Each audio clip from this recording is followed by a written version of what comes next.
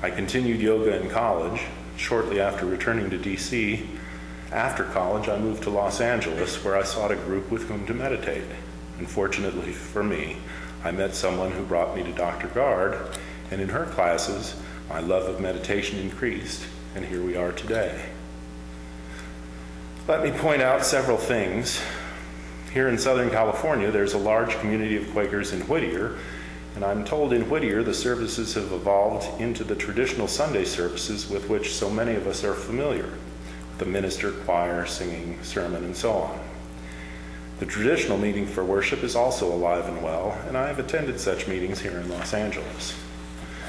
To the uninitiated, such as we saw with Mr. Daly, meeting for worship can be daunting.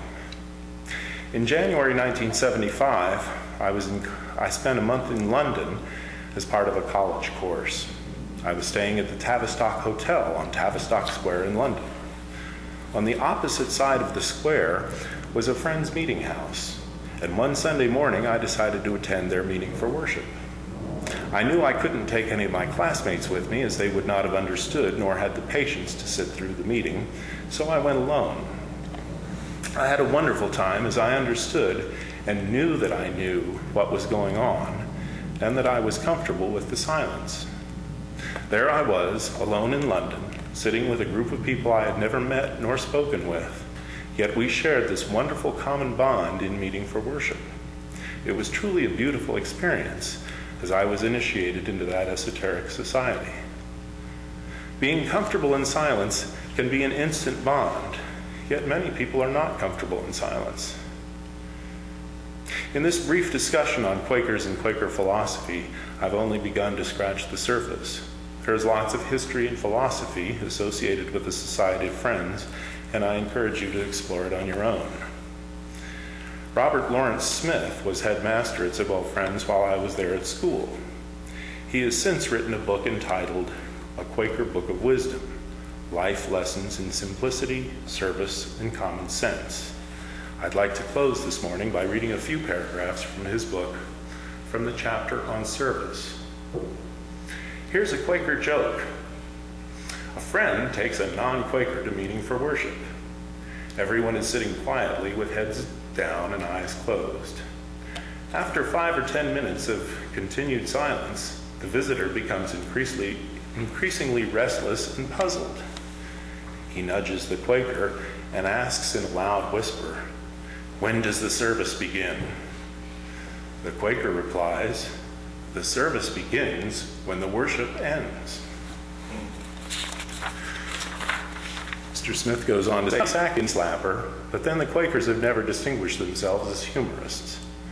The point of the story is that for Quakers, there is a direct link between worship and service to others. The search for truth, which begins in contemplation, finds expression in action. Despite the inward direction of Quaker worship, Friends are by nature activist, not monastic. They believe that the reason we were put here on earth is to help each other, to make this a better world.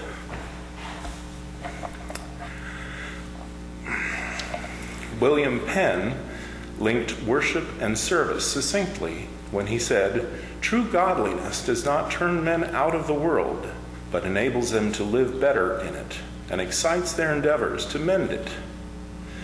The concept of Quaker service starts with the belief that there is that of God in every person, and that all people in the world are, therefore, members of one extended family of equals.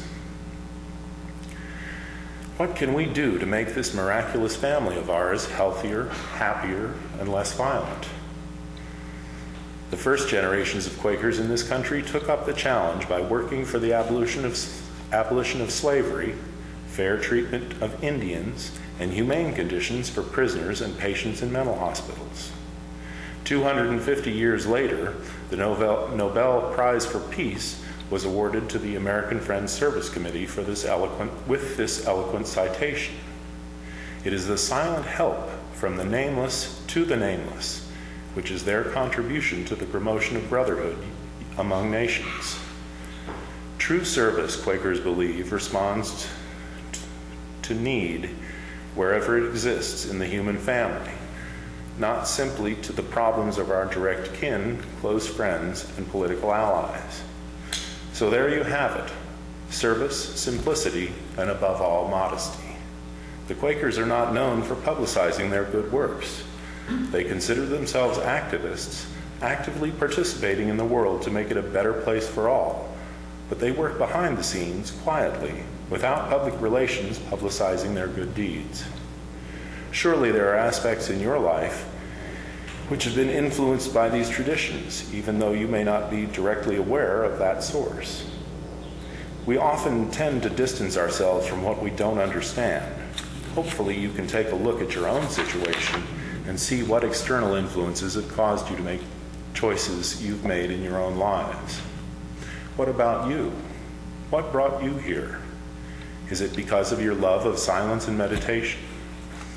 Have you realized and experienced the joys of silence in your life? Do you have the ability to share silence with strangers and be comfortable in that silence? How in your life are you of service to others? You may be doing things already which are of service, of which you think nothing. Yet with your contribution, your help, in some small way, makes the world a better place for all. Thank you for your attention this morning.